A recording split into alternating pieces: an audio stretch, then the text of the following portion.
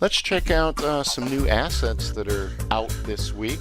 This is called the Animation Kit. It's from, like I say, my buddy Camtasia. So let's go check it out. We'll look at the pros and cons and kind of see what's what. So the Animation Kit is basically a set of assets that includes animated characters, backgrounds, transitions, icons, maps, cities, and more. And it also comes with Easy Sketch Pro 3, which if you don't have a doodle application, it's not too bad. You can do the whiteboarding kinds of things. It's on a launch special, and I will let you go through and look at this kind of stuff here. Personally, I'm not necessarily a fan of cartoon characters, although there certainly are places that they can be used. More often than not, people just make stupid music videos out of them. But they can be used for visual effect, of course, if you're adding some value as far as narration and all that good stuff. You'll get some of these kinds of characters and you can preview them all, stuff like that. And backgrounds. But what I like more are transitions, animated icons. You get animated flags, animated maps, and one of my favorites are these animated hand icons, right? So I'll let you peruse this stuff, but let's go ahead and jump back to Camtasia and I'll show you a few things. So here, let's take a look at kind of the stuff that I've downloaded so far. Like I say, I love these animated hands, and these come in MOV format. I'll show you why that's cool in a second. But there's quite a nice variety of them. And my other favorites are like the icons and the transitions. So let's just take a look at a few samples of these kinds of things. Here, I have one of the hand icons, and I'll just let this roll for a second. Okay, it's got little flourishes and little embellishments. Very nice. And when you look at explainer videos that are actually good, they have these kinds of elements, right? And being able to have something in a library that can help tell a story is kind of a nice thing. Let's take a look at another one real quick. Right? A nice hand coming up with a trophy,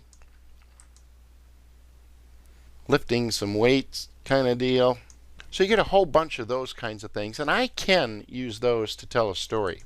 And because they're MOVs that are transparent, if we change the settings of the background here, right, it's transparent. Nice, I like it.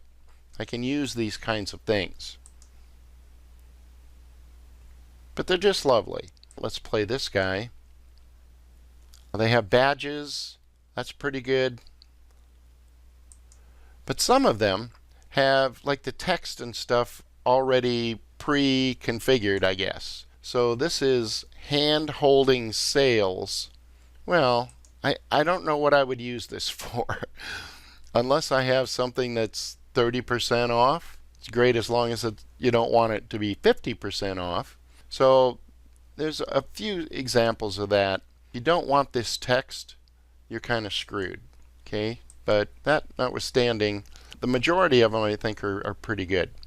Another thing that's kind of nice are transitions. So here I just have two static images. These could be video clips. And I've added one of the transitions. So here, we let this roll. Okay, and I'll step through that because it's probably hard to see on the webinar. But a transition basically comes in right where the two join, and I'll show you a trick for that in a second.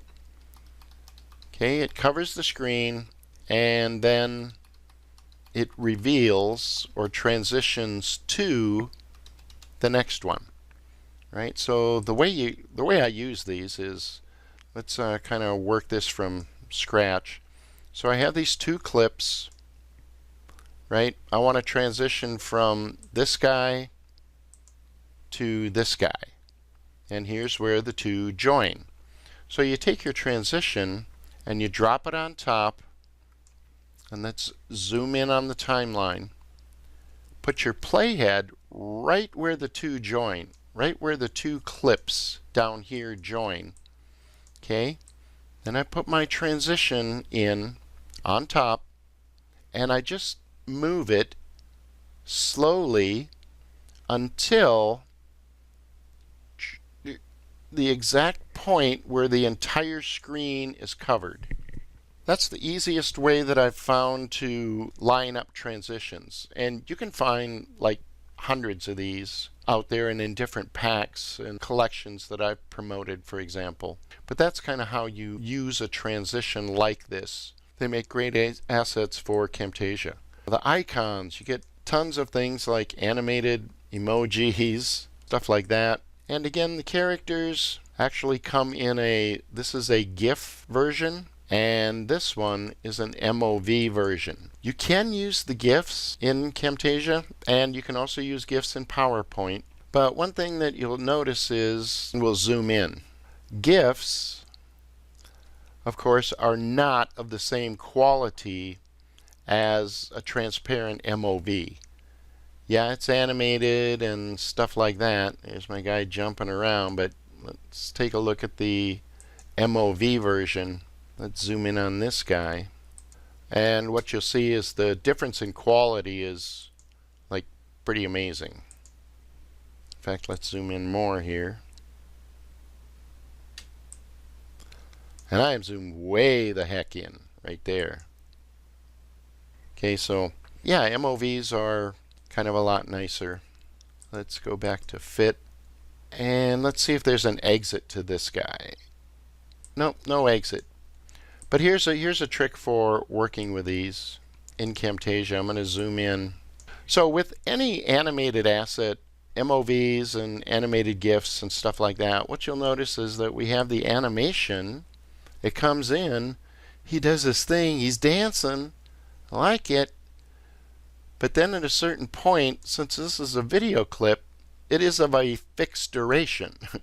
Once it's done, boom, it's gone. So if you want it to stay on screen longer, what we can do is we can extend the end of this to be a static image. And the way you do that is you just press your Alt key and hover over the end and stretch it out. And that way what's going to happen is the animation, here we're still in the video clip, but you'll notice here where the stitch mark is, it then becomes a static image, right? And we can make that last as long as you want. So that's just kind of a tip for working with that. Any kind of MOV asset like that. If you would like to make Camtasia crash, I'll give you a tip. So let's take a look at the animated hands, the MOV files. Let's say I wanted to add these directly to the timeline. Well, in Camtasia, as you know, you can just open your Windows Explorer and drag and drop stuff right onto the timeline. Dropping MOVs with transparency onto the timeline will sometimes, especially if you select like more than one, onto the timeline will crash it. At least it crashes it for me. A better best practice is either to go to your media bin and import it normally like that, or what does seem to work fairly well is to drag and drop them into, let me grab one I don't already have, drop them into your media bin. That seems to work fairly well. And let's just add that guy to the timeline. Hand holding a present. And of course everything's resizable and all that good stuff.